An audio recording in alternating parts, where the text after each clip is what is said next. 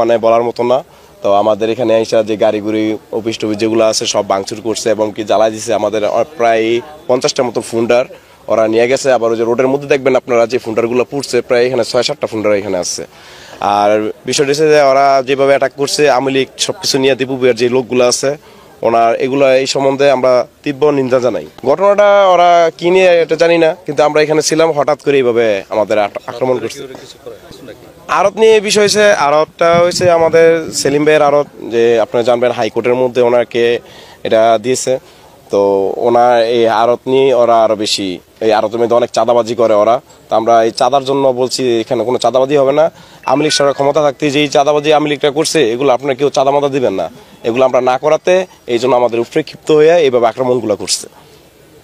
গুলি করছে আপনার এই অলি, শুটার রিয়াজ, পরে হয়েছে রাকিব, এগুলা সব আওয়ামী লীগ পন্থী ছিল।